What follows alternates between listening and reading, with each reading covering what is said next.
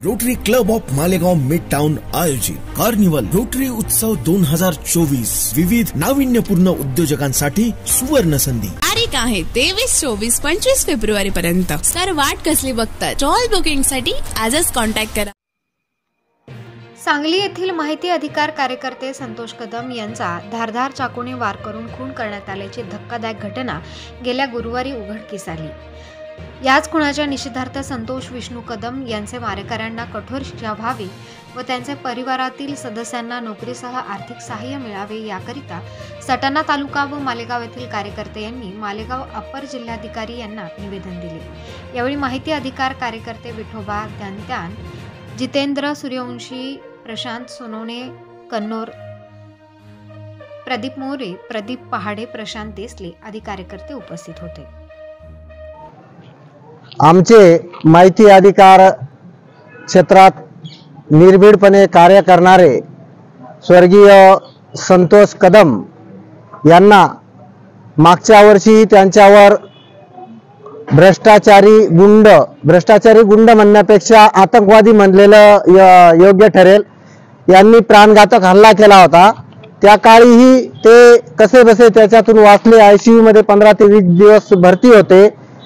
तदनंतर आम्ही प्रशासनाला पत्रव्यवहारही केला होता. मी स्वतः 5 फेब्रुवारी 2022 रोजी गृहमंत्र्यांपासून तर सगळे SP, पोलीस विभाग आणि तिथले आयुक्त यांना पत्रव्यवहार करून त्या गुंडांना मोक्का लावा ही मागणी केली होती.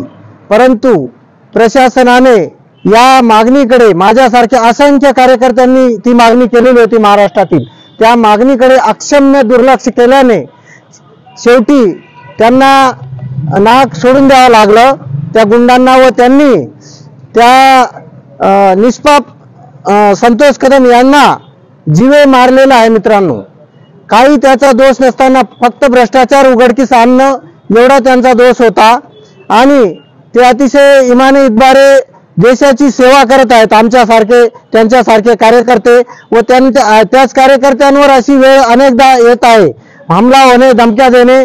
तर हे कुठेतरी थांबायला पाहिजे असं मी प्रशासनाला या निवेदनाद्वारे आम्ही सर्वांनी परत निवेदन दिलेलं आहे, विनंती करतो आहे.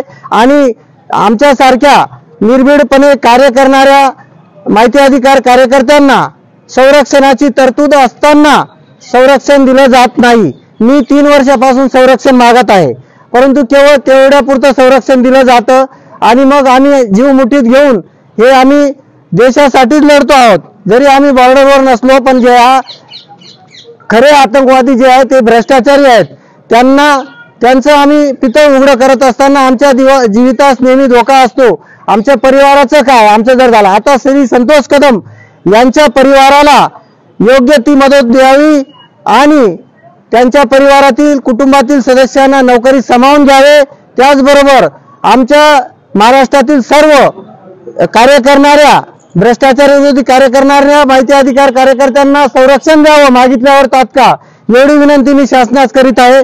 नमस्कार.